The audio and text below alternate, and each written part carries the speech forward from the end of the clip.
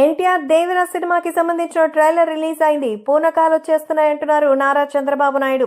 ఎన్టీఆర్ దేవర trailer చూసినటువంటి Chandrababu అద్దిరిపోయిందంటూ comment చేస్తున్నారు.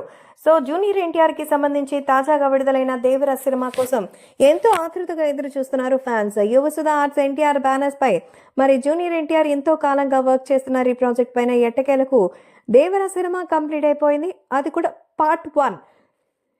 ఈ సినిమా సెప్టెంబర్ 27వ తేదీన థియేటర్లో రావడానికి సిద్ధమవుతుండగా తాజాగా ట్రైలర్ రిలీజ్ అయిన సంగతి తెలిసిందే. సో ఇది ఒక కోస్టల్ ప్రాంతాల్లో నివసించే ఒక వ్యక్తి యొక్క సంఘర్షణగా చెప్పుకోవచ్చు.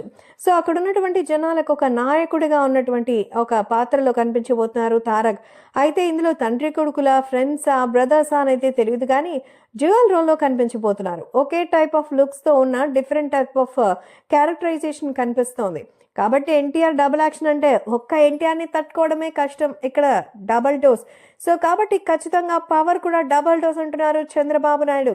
అవును, AP CM Chandrababu Naidu NTR double షేడ్స్లో చూడడం చాలా సంతోషంగా ఉందని, ఈ ఇయర్లో మన ప్రభుత్వం వచ్చిన తర్వాత సంతోషకరమైనటువంటి వార్తల్లో ఇది కూడా ఒకటని, మా నందమూరి బిడ్డ ప్రపంచవ్యాప్తంగా మరోసారి ఆదరగొట్టడానికి సినిమాతో వస్తున్నందుకు చాలా సంతోషంగా ఉంది.